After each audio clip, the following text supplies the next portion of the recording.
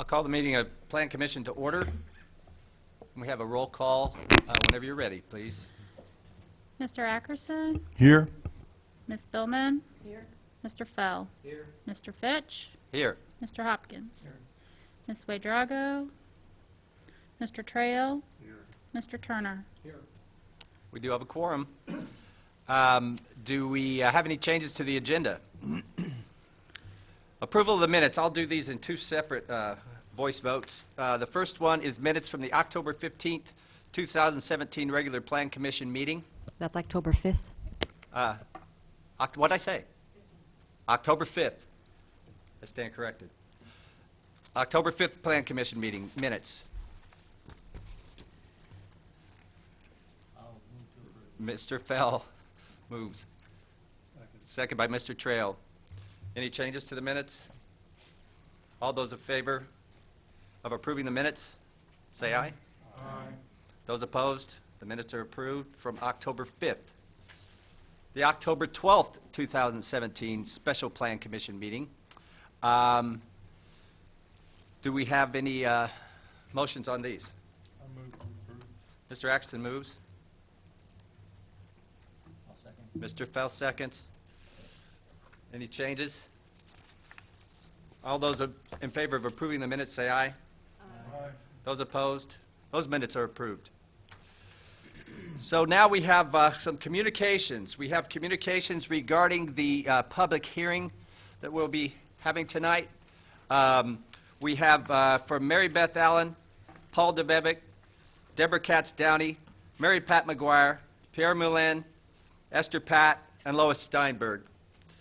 All of the communications, except for the one from Esther Pat, are opposed to a section of the zoning ordinance proposed change that relates to setbacks and the way they're calculated for vacant lots or lots that are in transition.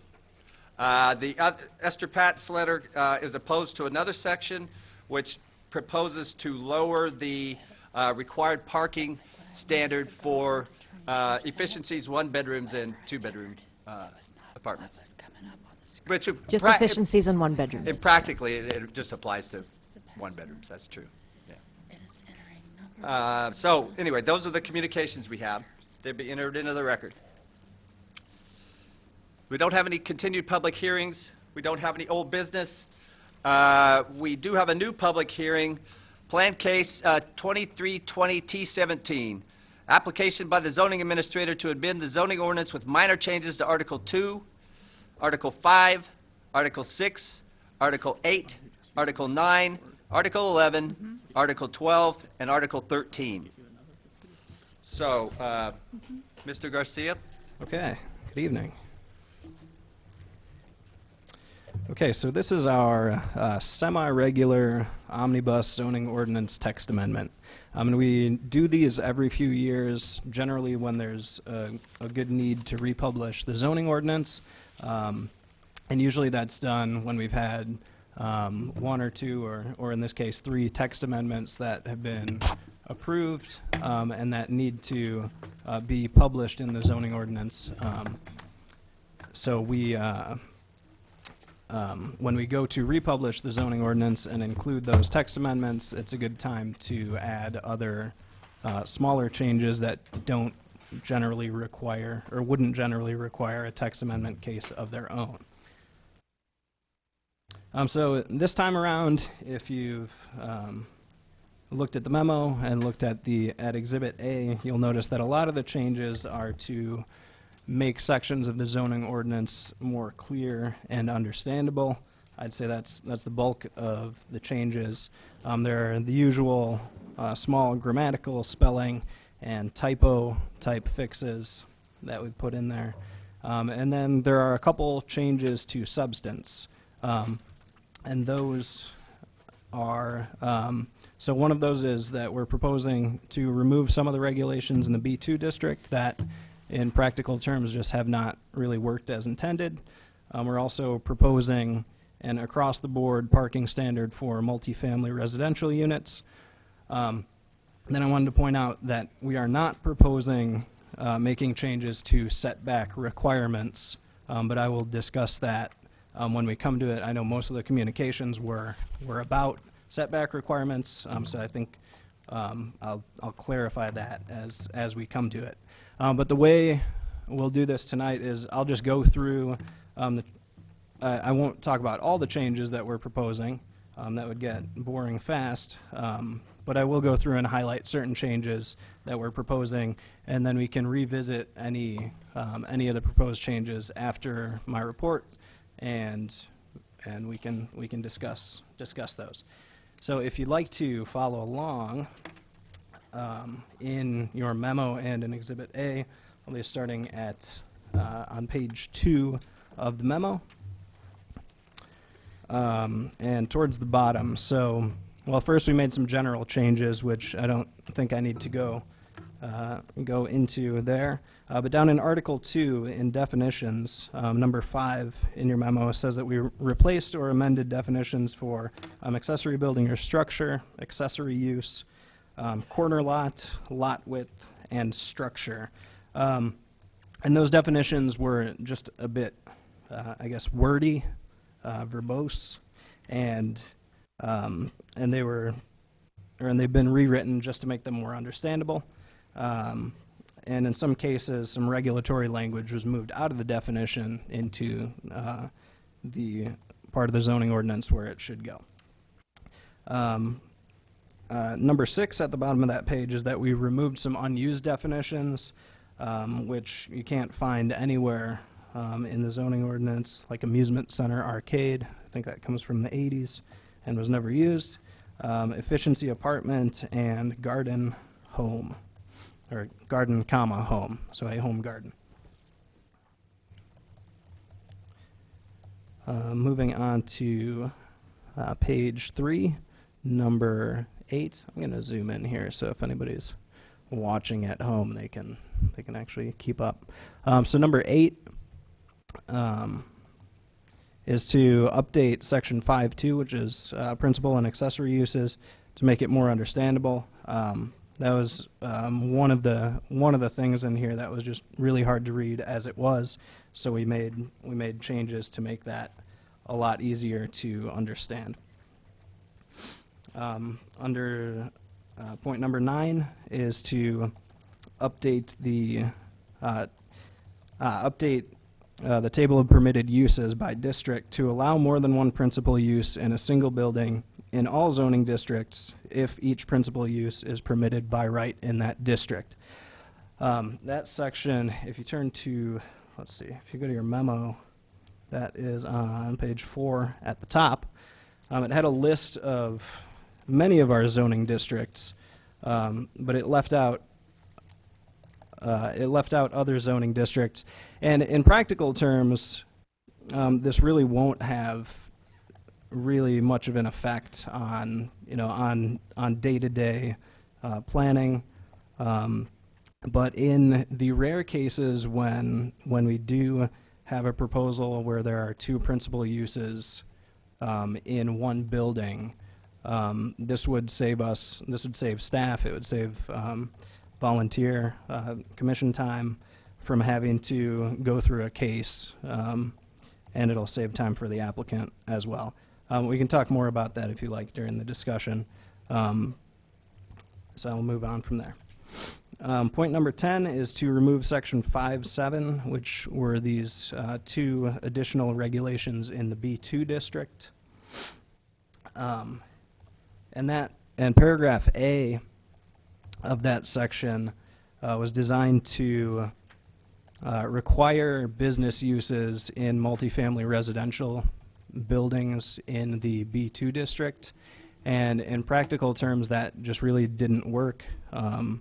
It impeded developments for multifamily uses in that district, and it didn't really have the intended use, which was to develop a mixed-use corridor, mostly along Springfield Avenue. So it sounded like a good idea. It didn't work out so well, so we're proposing to remove that. Paragraph B in that section is also proposed for removal. It's actually redundant. It refers to another section that states the same thing, but I think in more clear terms, so that's being proposed for removal.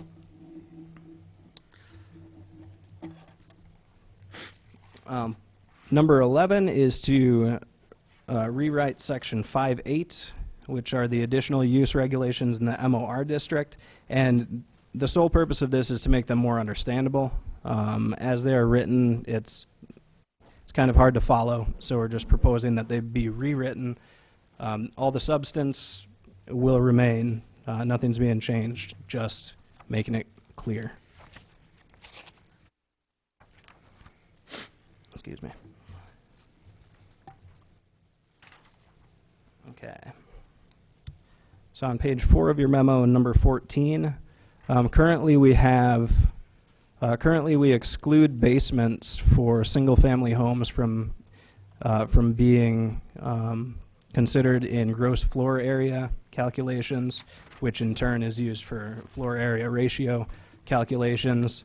And we've run into some instances where you could have the same, you could have identical building plans that come in, but if one building is classified as a duplex, we have to calculate, or we have to say that the basement area is included in these calculations. But if it comes in as a common lot line dwelling unit, then we can exclude the basement. So it doesn't really make a whole lot of sense that we would calculate it in two different ways just based on what you're calling the building. And it doesn't seem to make a lot of sense for a duplex or a townhouse to have their basement area count against the floor area ratio in the first place. So we're proposing to add duplexes and townhouses to that list of exclusions.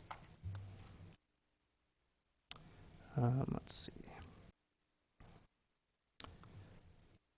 Okay, number 17, which was so this was the subject of most of the communications tonight. And what we are proposing, if you turn to, let's see, page 7 of Exhibit A, you'll be able to see the changes. So we're proposing that we add a sentence at the end, and the sentence probably could have been more clear as to what we were trying to do. But essentially, in certain districts, there's the way that you calculate front yard setbacks is you take an average of all the buildings along a block, and then that average becomes the setback. But that average has to be between 15 and 25 feet. So it's a minimum of 15, a maximum of 25, or the average. It's kind of hard to wrap your head around just from reading it. But for a long time, since 1986, staff has been interpreting, or has been saying that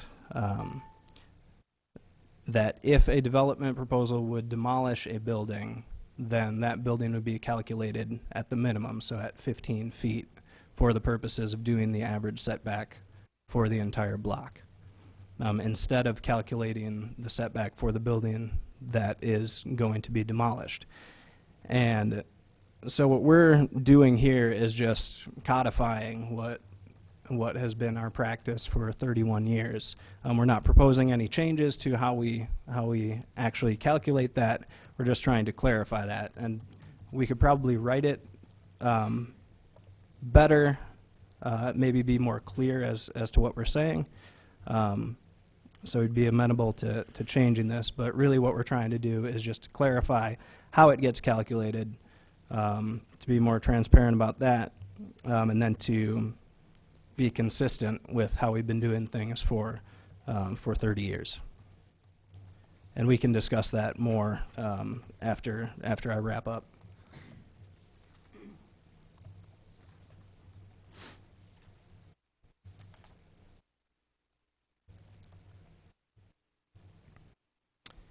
Okay, I don't think there's anything else in section 7 that is of major note. In Article 8, point number 22 is kind of interesting, but it's not worth discussing. That was just an error caused by Microsoft Word some time ago. And then number 23 is a proposal to have essentially an across-the-board 0.5 spaces per bedroom, or 0.5 parking spaces per bedroom requirement for multifamily residential buildings. And this was based on the multifamily parking study that we conducted in the past year, which found that out of the 187 apartment buildings that we received data for, we found that the demand was less than 0.5 spaces per bedroom, as 0.44 spaces. If you include on-street parking permits in there, because we figure off-street parking plus on-street parking should give you the total demand. So we found that to be 0.44 spaces per bedroom. So we're proposing to change the requirement to 0.5 parking spaces per bedroom. Really what this is changing, that's essentially what our ordinance says right now for everything except for single bedroom units, which we require 1 space per single bedroom unit, which we feel is a disincentive to provide those types of units, which there's a demand for. So we're proposing this change just to be consistent, and because we think we have sufficient evidence to make that change. Okay, number 25, we're trying to get ahead of the game on what we're calling vehicle signs. So there are signs that are not seen too often in Urbana, but there will be a vehicle that drives around that just has a big sign on it. Sometimes they're even electronic signs. So we are trying to get ahead of the game and to define what those are, and then once we define it, then later on in the changes we can regulate it. The spoiler, we are proposing to not allow those types of signs, but you'll see that later on in the proposed changes. Okay. Number 27 would be to allow sandwich board signs in the B3 and campus commercial districts. They're currently not allowed there. We assumed they weren't allowed in the B3 district because a lot of B3 properties are sort of shopping centers or strip malls, and you probably don't want to see sandwich boards placed out next to, say, Cunningham Avenue, advertising a business that's 50 feet away in a strip mall. But we're proposing language that would require the sign to be placed directly in front of the building and not in the, well, currently they're not allowed in the traveled way, so it wouldn't be in the parking lot.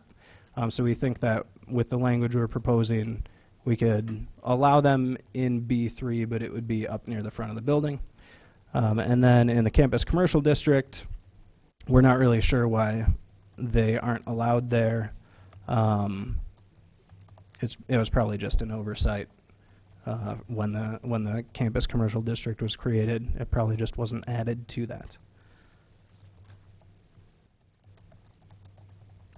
Also in section 9, we're proposing changes to the section on sign permit requirements. It's really difficult to read, and this would just clarify, make that more understandable. And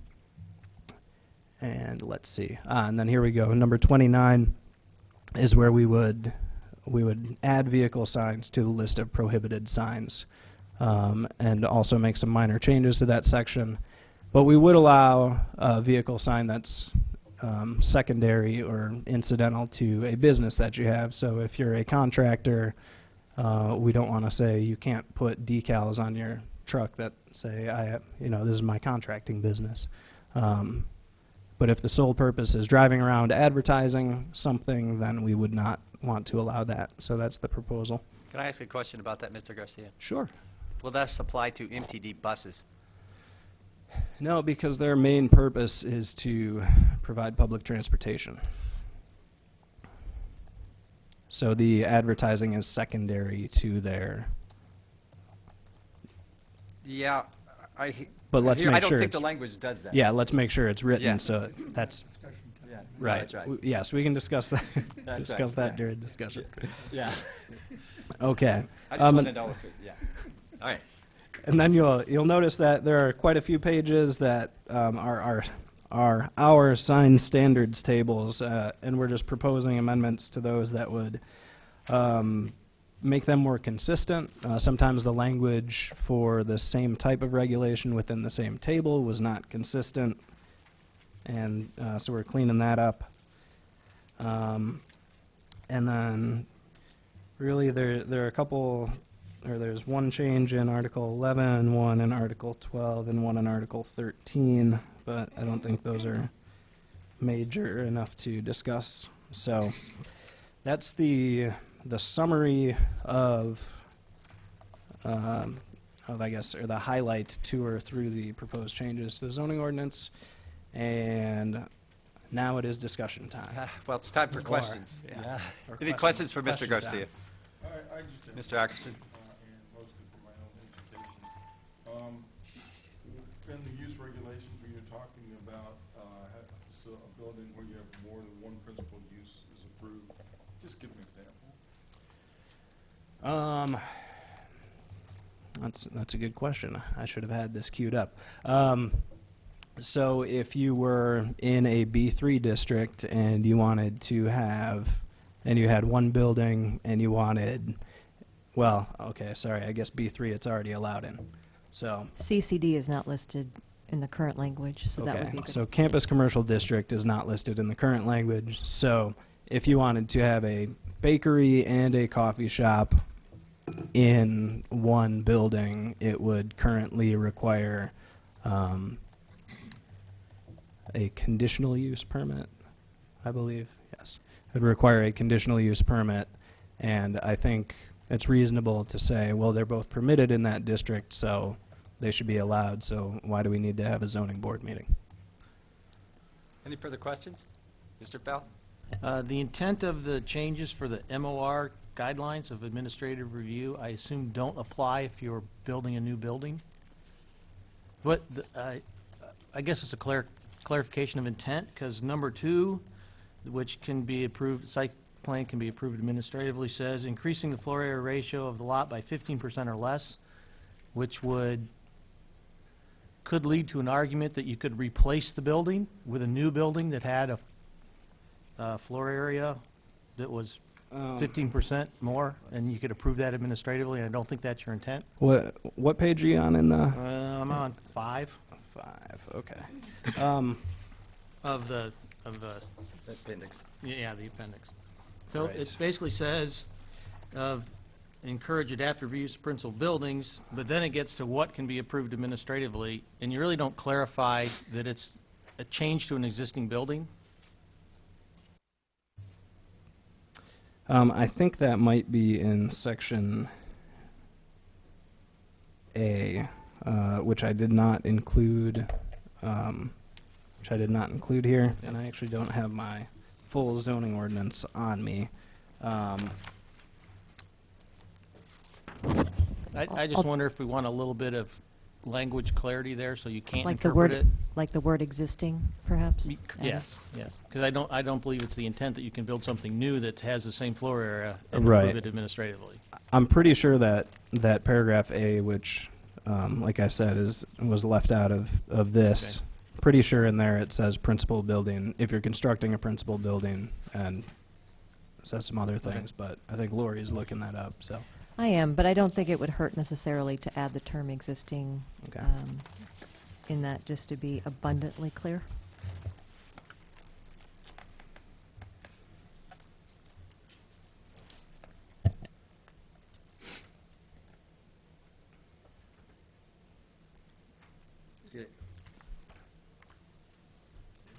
Yeah, but I think, we'll get to a discussion, but I think Lori's right.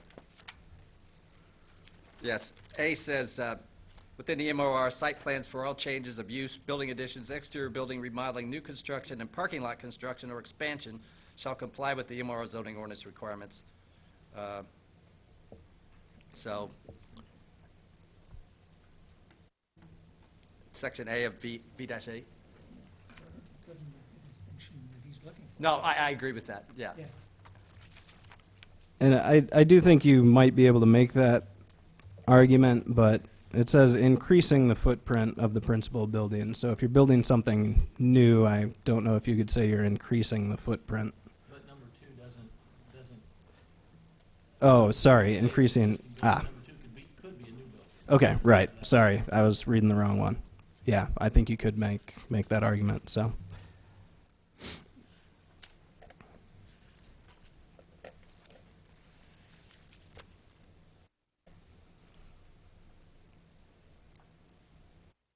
Any further questions for Mr. Garcia?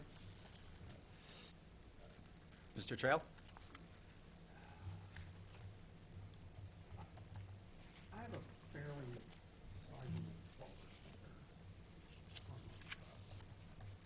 At what point does my bumper sticker become a vehicle size?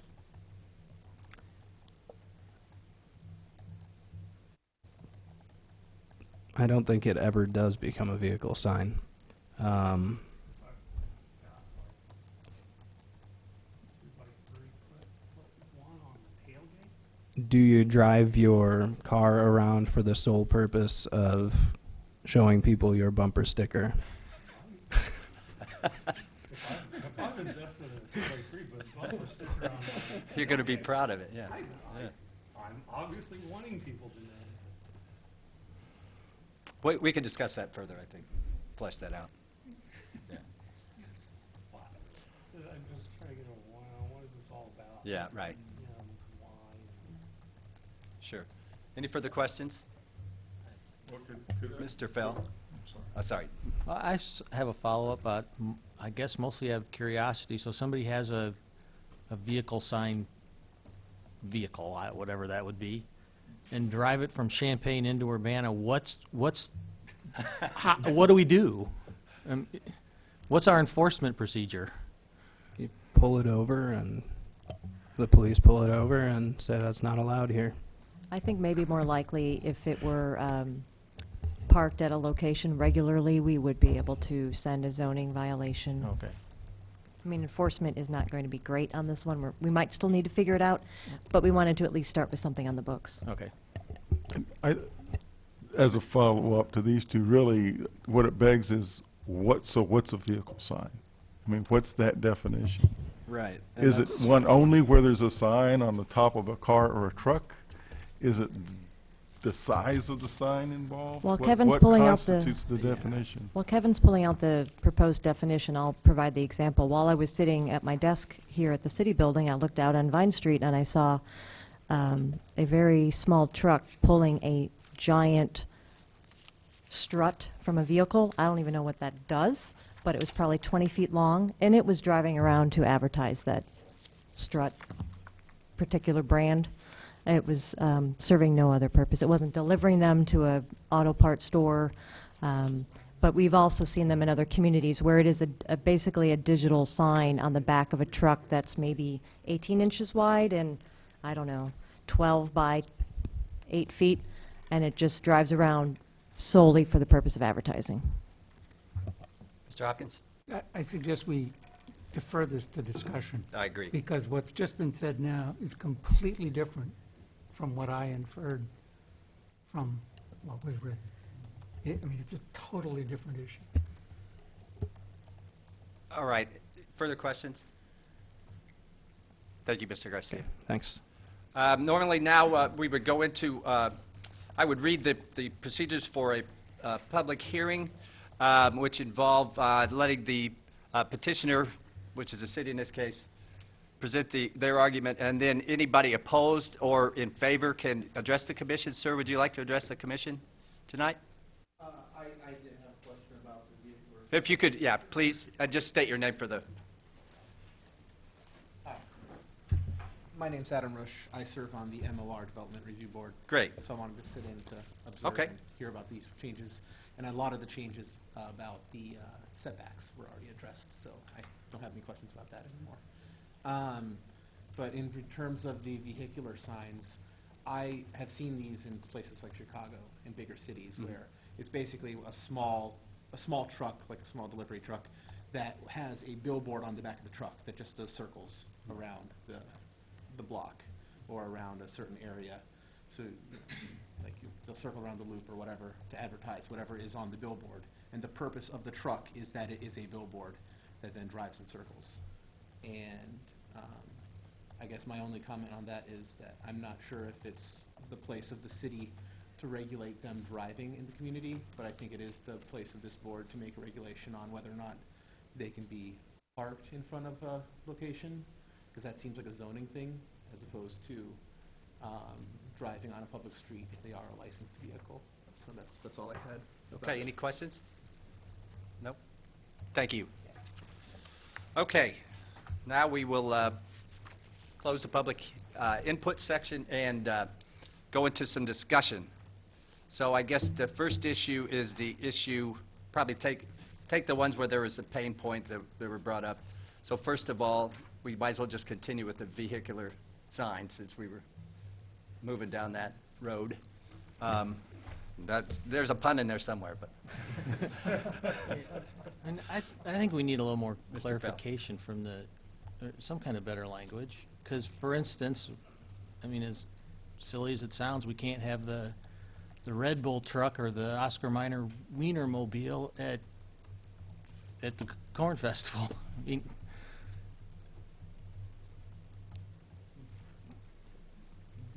Well, I think you could, because you're not, I mean, those, while they are wrapped in an advertisement, or in the case of the Oscar Mayer Wiener truck, it is an advertisement. I don't know that that's the sole purpose of it. I don't think that's And the intent of it, but that. Yeah. But I think it does that. Mr. Trail? So, you're proposing, I'm getting it, to regulate, I'm assuming you're not saying, an otherwise legal vehicle, properly licensed, driving within, the laws for, how it's, not parking where it's not supposed to park, not driving where it's not supposed to drive, not being oversized, not being, right? But you're gonna declare it a sign somehow. So are you at that point simply saying we're not gonna allow the message? I mean, don't you open yourself up for, how you gonna, it's not like a fixed billboard, right? They're and I would say you could certainly do things like, well, I mean, I've seen, they'll park old semi-trailers out, by the road with, they don't have any wheels on them or anything, and they'll plaster a big thing on the side, a sign on the side of it. That's kind of, but I was trying to get at what it is you have a problem with that we think we need to do this. I mean, I lived in DC, they had those, they always put them on back there, they always, when they first came out with those wraps, they put them on little white cars usually so that they showed up real well, and they drove around, and honestly, everybody went, oh, look at that, for the first week, and after that, nobody noticed. So I'm trying to get at what is it you're trying to get at by calling something a vehicular sign? Well, we're trying to get ahead of the game, which a lot of times we don't try to address an issue before it becomes an issue, and we've heard from other cities in the state. I think we were at a planning conference and we went to a sign session, and people spoke up and said these vehicle signs are, they've come to our town and now we're asked how we can regulate them. So we're trying to get ahead of the game. They might never come here, but we're just trying to be proactive instead of reactive, which, you know, a lot of times we end up in reactive mode, and it's much more pleasant, I think, to get out ahead of it. I'm looking at the ordinance, and one of the things that has to happen to display a sign is you got to get a permit. So would not these be subject to that part of the ordinance? Which, If it never stops. still displaying a sign? Drives through town, does it need a permit? That's one of my questions. I don't know how can you effectively do that? Also, But I mean. send Deputy Fife over there. U-Haul dealership with 30 trucks parked along the street with U-Haul plastered on the side. But that's along the lines of the contractor with the truck that has the business on it, in my opinion, that particular example. But Mr. Hopkins? I think we've gotten way ahead of ourselves and maybe discussed this a little, and then this, in my mind, is nowhere near ready to be part of a minor This, addition. And what I think I understand we're talking about now is billboards on trailers being towed behind pickups. And these have been around, including in this community, sure. for a long time. If that's what we're talking about regulating, then my guess is we want to relate it to the way we regulate billboards, both because that will give us legal backing and a long history of legal experience about how difficult it is in order to regulate these kinds of things. Because the notion of vehicle signs, there's I think it's a roofer who's been in my neighborhood recently, who has a vehicle wrap on his pickup truck. And from the way you're describing the language here, I couldn't tell whether that's what you're talking about. I don't think you're talking about vehicle signs. I think you're talking about mobile billboards. And if you're talking about mobile billboards, then we ought to talk about mobile billboards.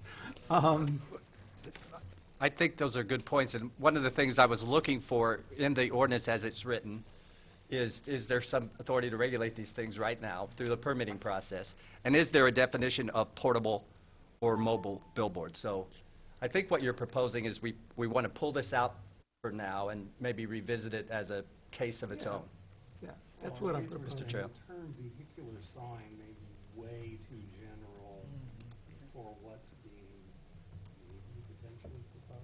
Yeah, but I'm also saying, you know, let's progress with the task at hand. Let's just say, Yeah. we're not going to try to hold up everything else to resolve this. I agree. Because it's not, even the definition is not ready I to agree. include. Okay, so we'll say that our recommendation probably will be not to To get to consider the that final and then motion. go on, move on with the, Yeah, with the. that with would the be my thing. suggestion. I that agree. People are sort of Any buying it. objections? We could do it. Okay. Maybe come back to that. Yeah, Well, but. no, as another case. Yeah. I understand the idea to deal with it, but I don't think it's a Agreed. minor amendment in a No. omnibus. Okay, well, I think we're in agreement on that. The second issue that we've had was the issue of the setbacks. We might as well take that one next. So codifying existing practice of considering a building permit that's going to replace a building to have that be a vacant lot, wherein the minimum lot line or the minimum setback is included in the calculation of the average setback for the block. Is that properly? Great. Where, tell me what page it's on. I'm That curious. was in, In Exhibit A, I'm talking about. yeah, right, 7, Page 7? towards the bottom, front yards. yeah. That big paragraph.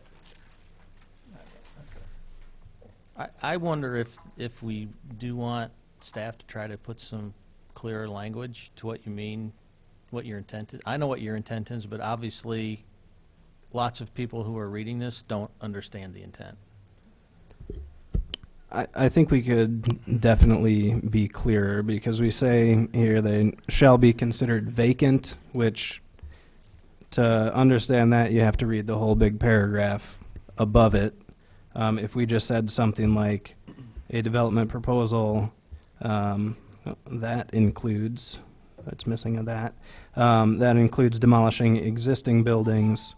Oh, sorry. No, that works. Okay, if a development proposal includes demolishing existing buildings, those lots shall be, if we just said calculated at the minimum setback for that district, I think that is clear, and that's the intent. That's clear, but that's not right either. It shouldn't be at the minimum setback. It should be at what the setback of the existing building is, because That's No, what we're trying that's not to do. That's what they're, no, of the building that's being torn down. Yeah, Right. yeah. right. The that's long, not what they are trying to Right. say. No. That's what. The good neighbors, The yeah. neighbors are trying to say. Right. But what I'm driving at is sometimes, there are cases where a building might be closer than the minimum setback, in which case it helps you. I agree. Well, help isn't the right word, but Yeah, I got you. it inverts the intent of what you're trying to do, I believe. well, the way we've been doing this, Right. the way we've been doing it since 1986 is calculating it at whatever the minimum setback is. And if you think about it in practical terms, that makes sense. Because if you were to, say, just demolish a building and leave it sitting there for 2 years, and then go to develop that building in 2 years, it would be a vacant lot at that time, and that, according to this paragraph, as it already says, that would be calculated at the minimum setback. So that was a zoning interpretation from 1986 that we've been practicing for 31 years now, but it's not ever made its way in here, so we're just trying to clear that up. So, I don't think the people contesting this misunderstand what it says. And I think they don't know that it is simply codifying existing practice. So I don't want to have the discussion pretend that we think we miscommunicated. Because I'm pretty sure, from knowing many of these people, that they don't misunderstand what this means. Now, whether we want to put this in, or whether we want, what I think it comes down to is, we should either put this in because it is current practice, or we should decide that this should not be current practice and put something else in. But I don't think we should just sort of finesse it by pretending we didn't actually consider the substance of the question. And I mean, I don't know what anybody else thinks. Well, but- despite the fact that it was current practice, if the actual language of the zoning ordinance is ambiguous, what they're suggesting is fine, but past practice may be an argument, but it's not the determiner, and so we could easily do it the other way. This is how you get a lean toward infill and greater density, or a lean away from infill and greater density. I mean, this kind of question, how you answer it is, it's going to say a lot about what you want to do from a zoning standpoint in those areas. So having, Go ahead. having set that up, my reaction is, I would keep it. And it might be more precise if you did word it the other way, that is, it'd be more evident what it meant, and get around the notion of whether it's truly vacant in some connotative concerns. Calling it vacant, I think, is. But I think if we're going to do it, and I think it's a reasonable thing to do. And I think we ought to acknowledge that we're doing it. Sure, Mr. Atkinson. I'm in agreement with that. I think there's a very good rationale for practice as it's the way it's been, but I'm in favor of saying, because it makes, we don't want lots to sit until they magically become labeled as vacant. That at the point that someone decides to do something with it, this is the I want to say policy, but it's the right word, it's the regulations that we're adopting. So I'm for being very open up front that we're doing this, and this is why we're doing this, because it creates the wrong incentives the other way. We don't want to just tie somebody's hands in development because a building was set back decades ago, and we don't want lots sitting vacant for some specified period of time just so they can be called vacant. We want to be able to encourage infill development. So I'm in favor of what Lou was talking about. And to Mr. Fell's point, I think that the, maybe in a particular neighborhood that we heard from, the case is that this would result in some structures being closer to the street. I think in other neighborhoods that may not be true, first of all. And second of all, mathematically, if you're talking about 10 houses on a block, and you're talking about taking a few feet off of the average calculation, it's not going to be that big of a deal, in my opinion. So, It's not. In practical terms, this usually is a difference of a couple of feet. Because you are just looking at the average, and it's either going to be 15 feet or 25 feet or somewhere in the middle. And the more the houses you have on a block, the That's exactly right. less change it creates. Well, Ms. that Dillon? might be true when they're all houses, but what if they're big apartment buildings? Then each one does have more of an impact on the setbacks.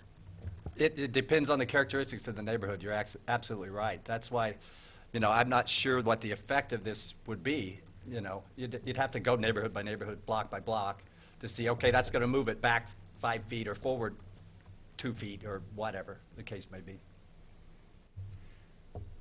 So, any other thoughts on this question? Now for the parking. The proposal it really only applies to 1 and 2 bedroom apartments or efficiencies and 1 bedroom apartments to lower the requirement from 1 required parking space to half a required parking space per unit. Thoughts?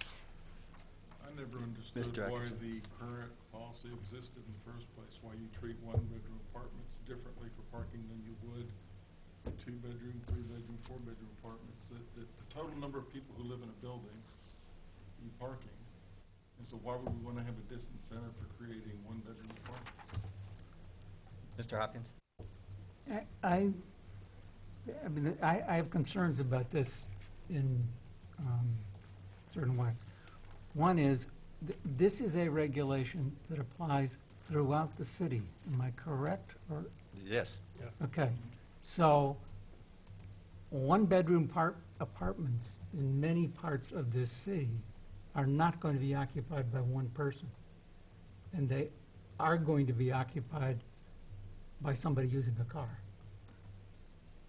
So the notion that because the density and the current demographic of the student population near campus has a lower car per person number than it did 20 years ago, when it had a higher number than it did 20 years before that, and when it doesn't necessarily stay the same. But I'm more concerned that we're taking something that may be appropriate on the west side of Lincoln Avenue or along Lincoln Avenue, or within a certain distance or for certain types of development projects. but we're applying it to the whole city. And I think that's not going to work. I think we need to come up with a more specific way of enabling one-bedroom apartments in large complexes. So if I've got a building in R6 with an aggregate of 60 bedrooms, for that building, I might apply the 0.5 to all 60 bedrooms, regardless of which bedrooms are in 4, 3, 2, or 1 units. But if I'm going to have an apartment building of 4 one-bedroom units somewhere east of Florida, east of Vine or south of Florida, I think I want one parking space off-street for each dwelling unit. I'll address Mr. this Bell. from my end, that it's a market-driven algebra problem, that a developer is going to put in the amount of parking he needs for his development according to where it is. Now, I do this every day, right? If we're Yeah. building an apartment building, we're doing one now on campus that has no parking in it because it's right in the middle of campus. They don't want cars, works fine. The same developer is doing a project that is 3 miles from campus. He's going to put in probably 1 parking space for every bedroom. He's going to put in more parking than he needs because he knows that's what that market is driven for. And so it falls on the, I'll say, on the responsibility of the developer to be able to lease his apartments out. If he doesn't have parking, people aren't going to lease it if they have to have cars. So to me, it's an easy change. And it doesn't even, that's a different hat. I won't put that one on. But I don't see it as a problem because it's the developer of the property that's going to put in the amount of parking, at least that he feels he needs to be able to lease the property. But that has not always been the case near campus. Can't argue that. Anything further on that topic? Ms. Billman? Well, yeah, I don't see how that argument holds true because the renters are just figure they'll park on the street. And I think isn't that the biggest problem here that we're thinking of? I don't think it's entirely market-driven, how many parking spaces are. It absolutely is. Absolutely is. Mr. Trail? From a public policy standpoint, it's not nearly so simple.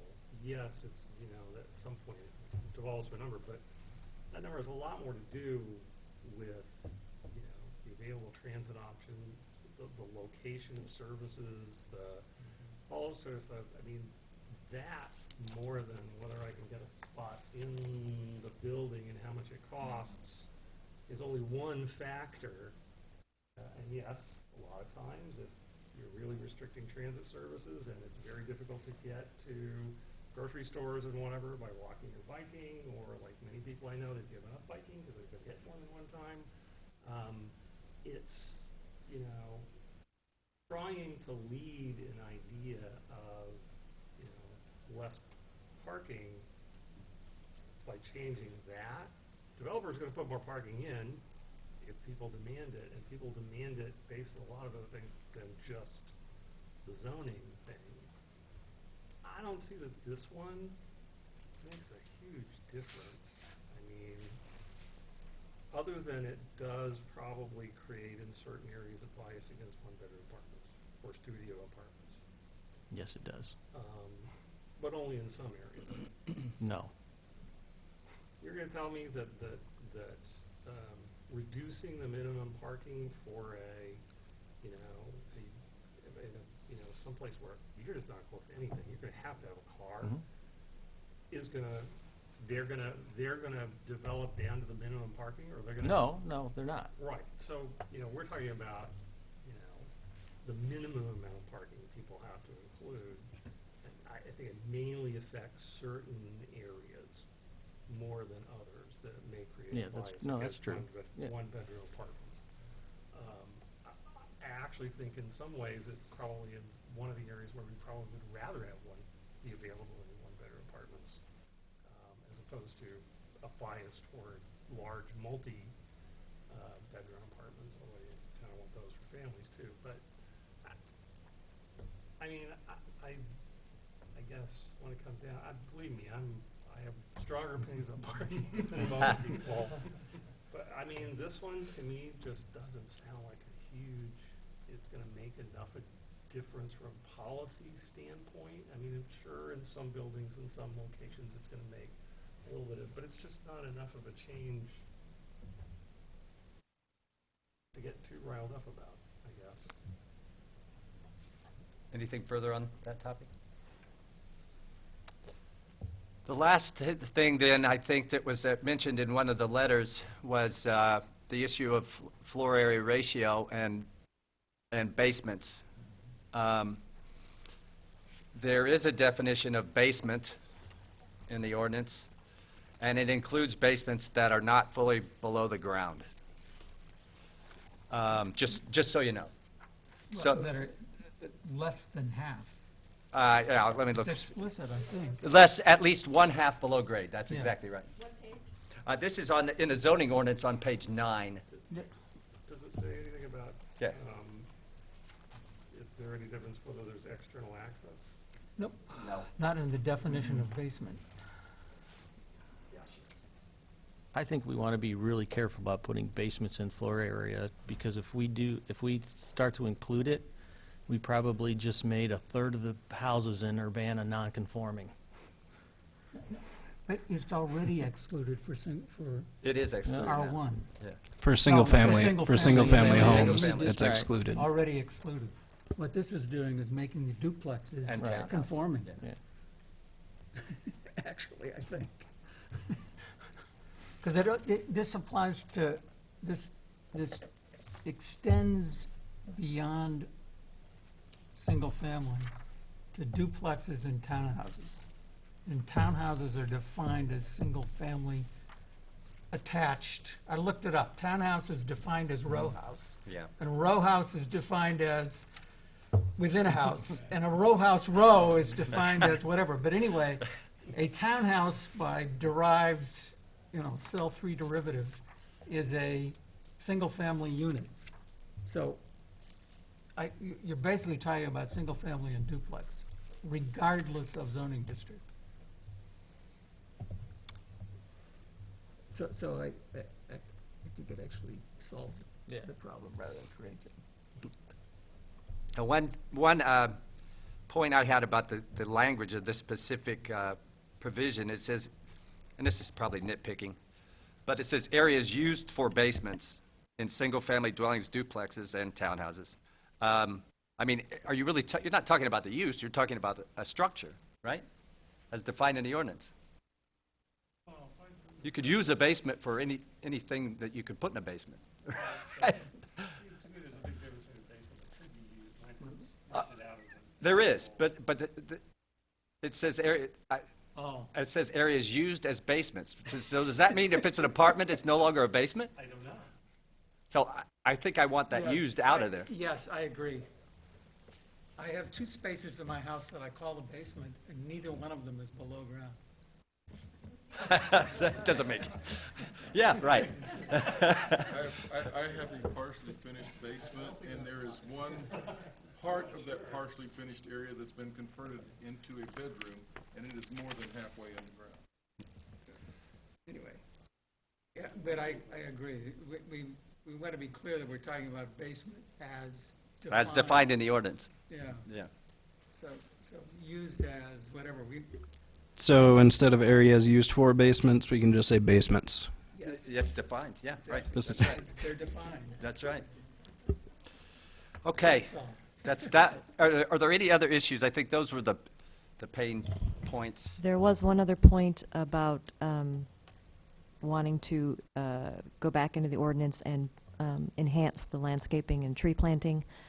But That, yeah. just wanted to point that out for the record, that Yeah, was in the to me- letter. To me, that's another issue entirely. And it wouldn't, much like we got into the vehicle sign, to me, if we're going to change the screening ordinance, it's not in this omnibus bill. So I've got a couple of minor things going through this. The corner lot change in definition. You decided this is too complicated and it doesn't matter? I mean, there are such instances where this would apply, but as far as I can figure, in those instances, both street frontages are considered a front yard, and there are still 2 side yards and a backyard.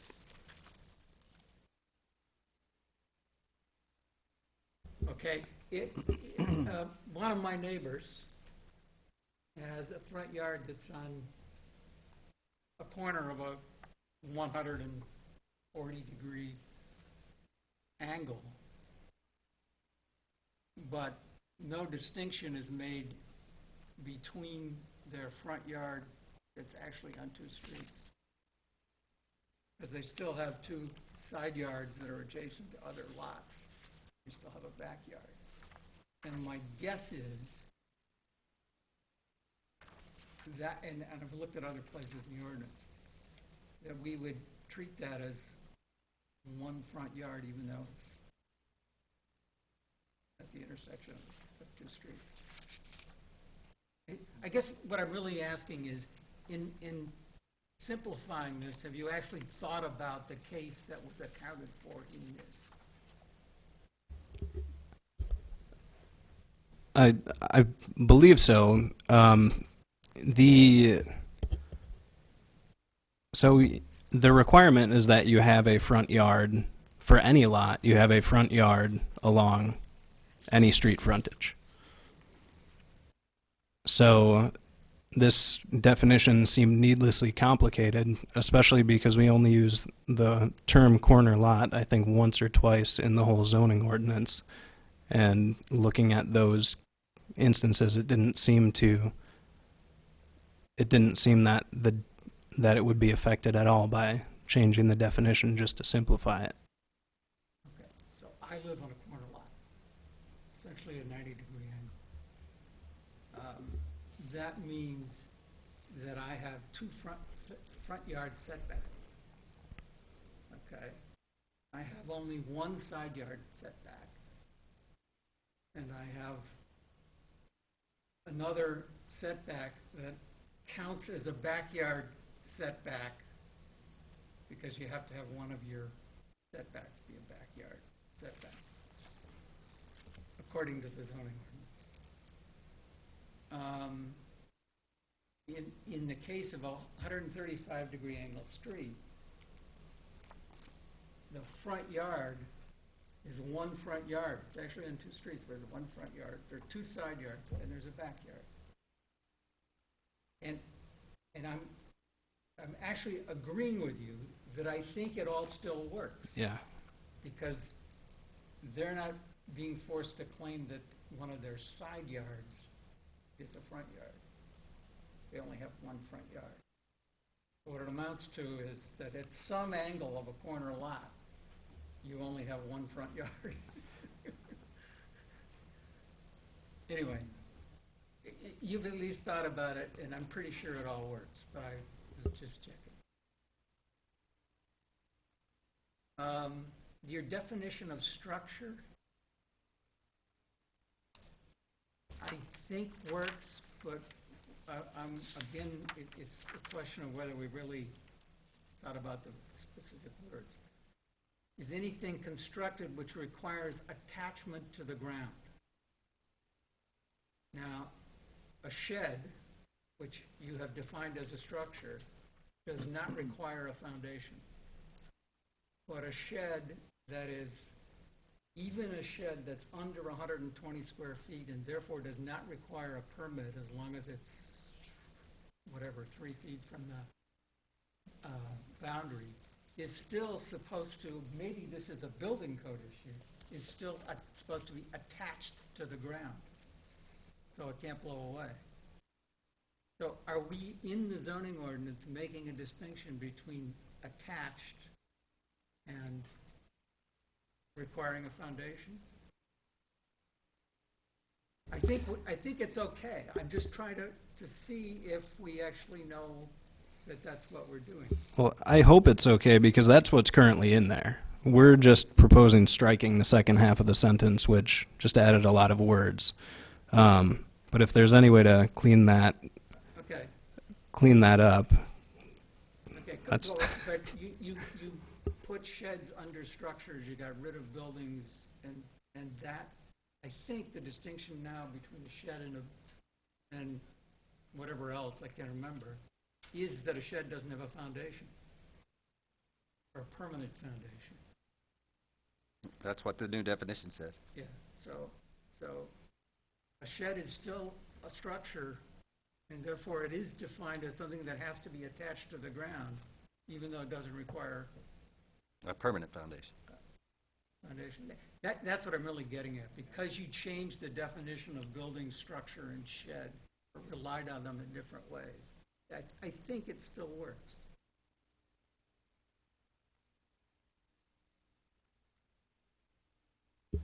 so I just want to point out we're not proposing a new definition for shed. We were just moving that definition out from under accessory building or structure because for whatever reason it was there. So we just pulled it from there, which is on the first page, Oh, okay.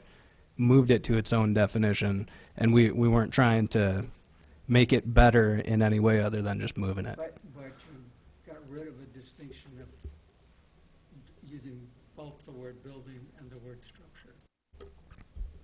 And I think building is with a foundation, if I remember correctly.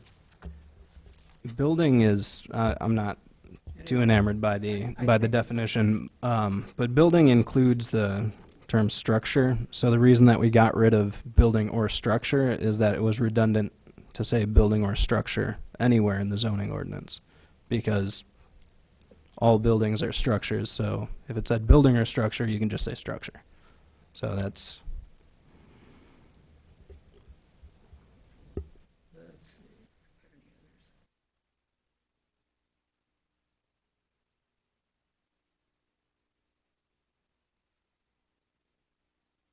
The figure 8.2 that's being deleted.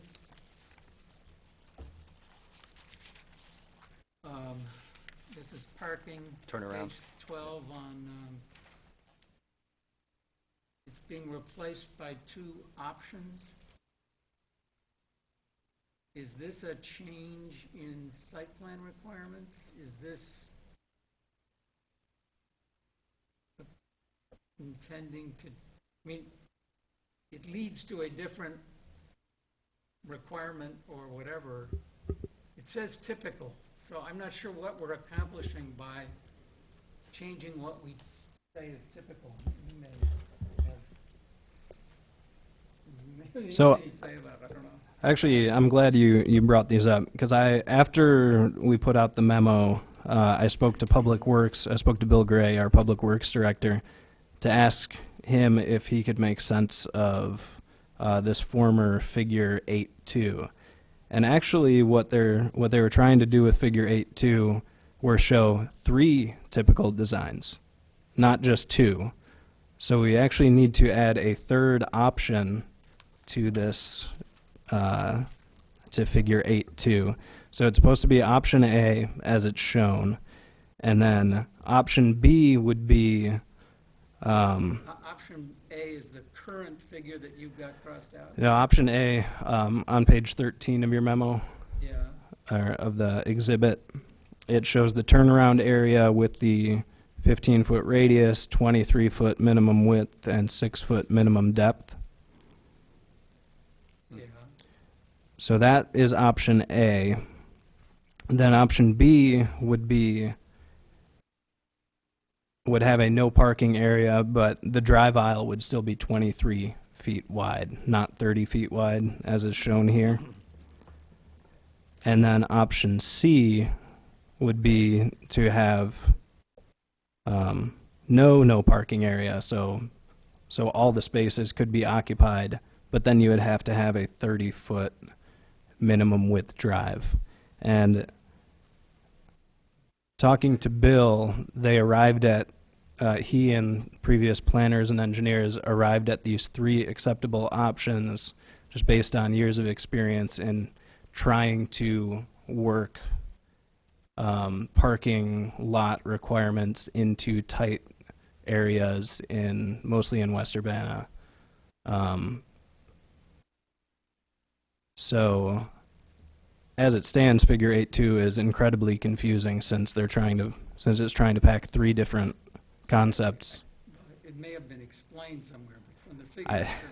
it's- I agree with you. It's not explained, so But, so this still has to be worked on, and to give 3 options and to explain,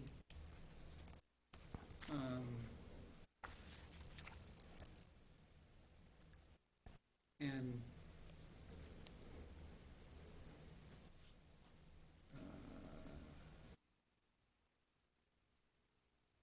I'm still trying to imagine actually turning around in one of these circumstances if the parking lot is full. And I guess the answer is you back out, 'cause I don't think you can turn around. I think that's the reason they have some with the no parking space, so if you get to the end, you can pull in and back out. I mean, that's kind of the intent of all of these, is it's the way if everything's full, you can go back out, not having to back all the way out. Yeah, but you can't do it in this case. A Not 23 easily, foot, not easily, but. I mean, that's a triple, Right. quadruple point turn. Okay, all right, so, yeah, I'm not gonna argue with their allowing the 3 options. It just didn't make sense to me. would it help if we added some explanatory text next to each option? Well, I Or- think, so, what's actually in the ordinance? Only option A is in the ordinance. What besides the figure? Only option A is referred to in the text of the ordinance. I think the other 2 options were just derived from experience as acceptable alternatives. Okay, and they've got diagonal parking cases. That's the other thing I was gonna ask you about. And the text.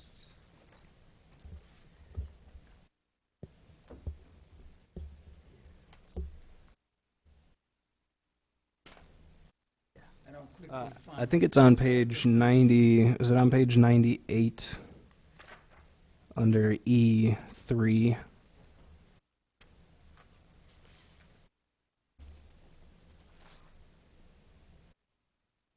And I can read that for those of you following along at home without your zoning ordinance.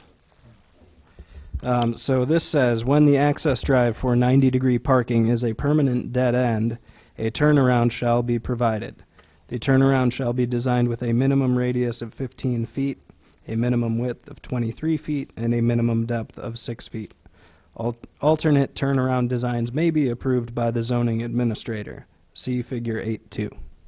Okay, so I think you need to apply this language. So A is the minimum requirement. Alternatives may be approved, such as B and C. Because as I read it, that's what the ordinance does. So could we call them instead of option A, could we say it's the minimum requirement, and then options B and C would instead be called acceptable alternative A and acceptable alternative B, something like They that? have to be approved by the zoning administrator, according to the Yeah, ordinance. so then it would say if approved by, Yes. okay.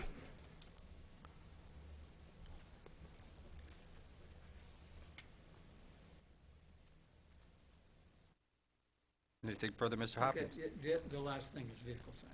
and Okay. we've already dealt We with got- that. Any other issues that we think we need to go into? All right, let me try to summarize what I think I might have heard. On the issues, vehicle sign language, we want that section out of this this proposal and to be revisited at another time. Setbacks, they're in with improved language as to take out the vacant lot and whatever the language you were working on there. Minimum setback requirement, yes. And Lori suggested to me that we might be able to just add that language to the previous sentence, which might make it a lot Oh, right. easier. Sure. So the previous sentence says, for the purpose of computing such an average depth, vacant lots, and she's suggesting that we add and those lots subject to demolition, and then it continues, within such frontage shall be considered as having the minimum front yard required in that district. I prefer the separate sentence. I think it's getting too much into one sentence, that, especially since, from the point of view of the public, it's a change. There's something they didn't realize. So I think it's better to keep it a separate sentence. But say minimum setback requirement instead of vacant land. I think I agree with that. Any other thoughts on that? Mr. Trail?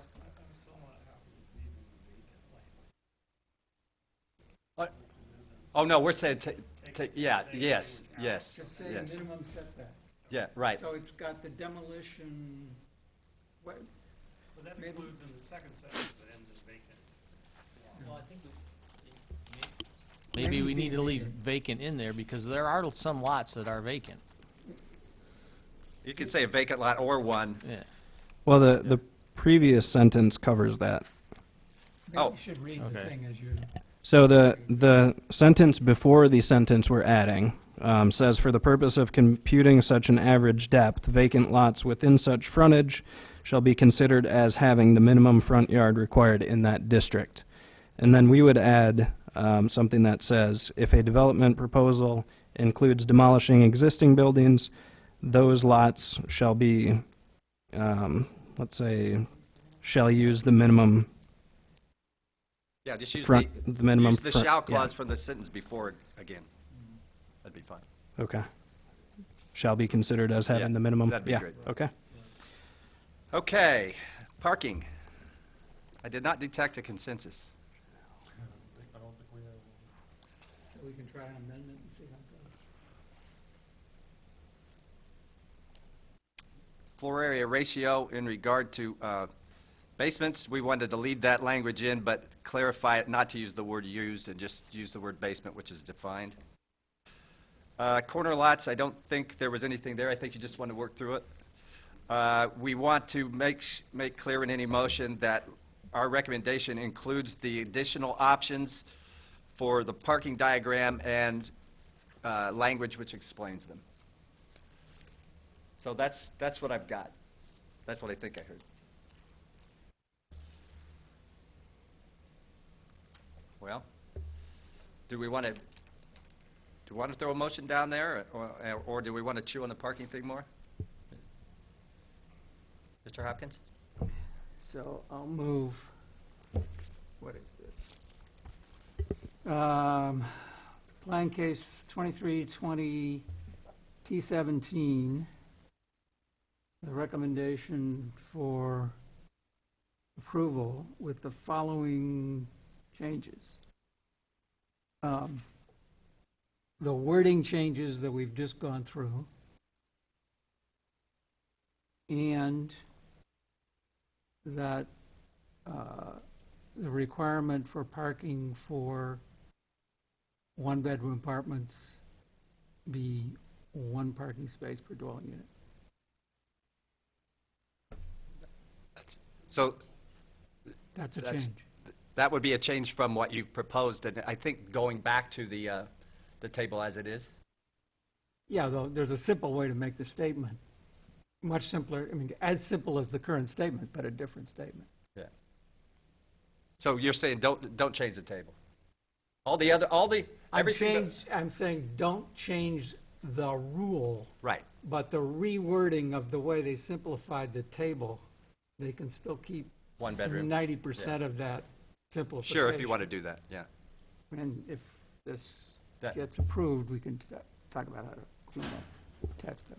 All right, we got it. Can you just state that again, what he just went through? Just, You mean what motion I'm making? or Uh, something? He just wants, about the as part parking. of the motion, he wants to leave the requirement for I- one-bedroom I- apartments. So I am making Yeah. the following changes. The motion I'm making is this case with the changes to wording that we just went through.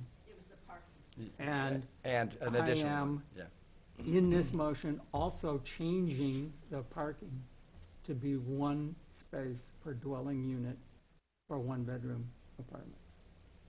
But it stays at .5 for everything else. Right, which it essentially already is. So, there's a motion by Mr. Hopkins. Do we have a second? I'll second it. So we got a motion on the table with changes we've discussed and transmitted to city staff, including a new one that, for Mr. Hopkins to leave the parking requirement for one-bedroom apartments as is. Meaning as is currently, not as is in the. As is currently, proposal. one spot per Yeah. bedroom. All right. Any further discussion? Mr. Feld? 2 points. One, did we decide the little language change for the MOR floor area thing was not needed, or do we want to throw that in? I'm assuming it's, that all of our language clarifications that we've gone through are Okay, included in this motion. That wasn't summarized, so thank you, though, for making that Yeah. clear. okay. That's one. And two, I'm not going to vote yes if we don't change the parking. We absolutely need to do that. Not only as a plan commission, we're killing our development. We're killing our development in this city without doing that. So if that stays in there, I'm voting no. Or amended. Or, yeah, Mr. Then- Trail. You can offer an Two amendment. motions on the table at the same No, time. you can't. You can offer an amendatory. to withdraw his motion, and then. If you want to change that. You can amend it. if you'll- Propose an yeah. amendment. I propose we amend that to keep the change of the parking in. How about There's that? an amendatory motion. I'll second that. Second by Mr. Trail. So, further discussion on, let's go with the amendatory motion and dispose of it first. Any thoughts? So, Well, Mr. I Atkinson. just want to voice that it still seems to me that to say some places we're going to carve out and say maybe you need extra, treat one-bedroom apartments differently than others, the logic of it just doesn't hold for me. I'm even thinking about on the other end of town. When people build apartments, and I don't think it's just economic reasons, I think there are a number of issues about one- and two-bedroom apartments, but there's no guarantee. The argument we would treat one-bedroom different is assuming somehow different numbers of people live in one-bedroom apartments than live in two-bedroom or three-bedroom when you're counting it by beds. So there's nothing to tell us that a two-bedroom apartment wouldn't have 4 people living in it. But we only require 1 parking space. But we're going to make a one-bedroom apartment where 1 person might be living in it have 1 parking space. So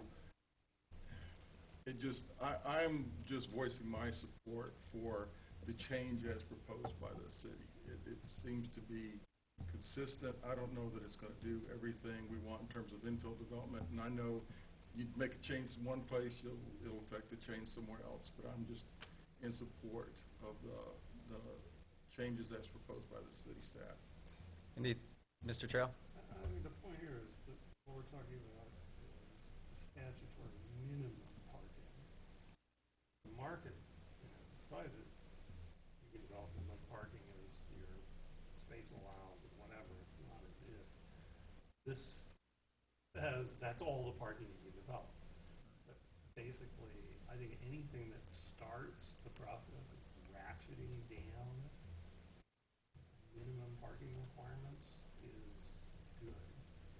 I'm not sure how far you might want to go, but this seems like a reasonable step. Anything further on the amendatory motion? Can we have a roll call on the amendatory motion?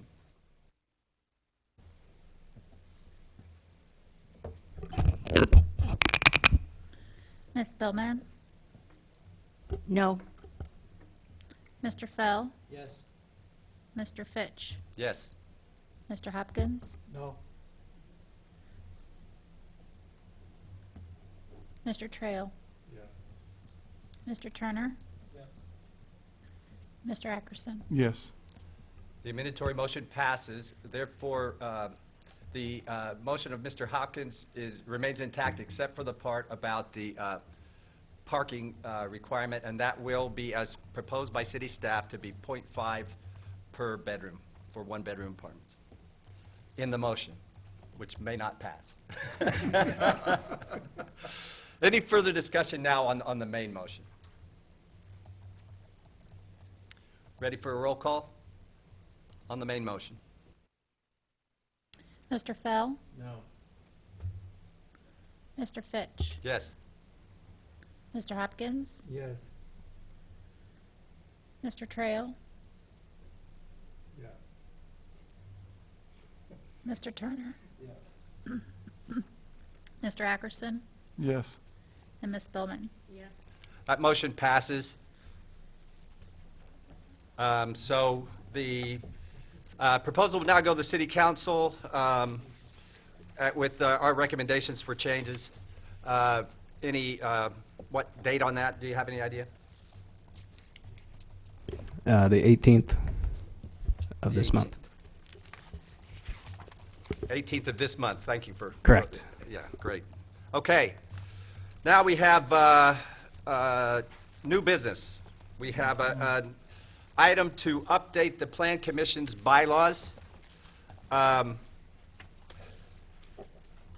And so, city staff, do you want to run us through that real quick? Sure, there's two main changes being proposed. The first is to move the meetings from the 7:30 start time to the 7 p.m. start time. And the second change has to do when meetings are canceled, for the most part. So in essence, both of these, in large part, come down to use of staff time and ensuring that staff is in the office as much as we can be to serve the public during the regular hours of 8 to 5.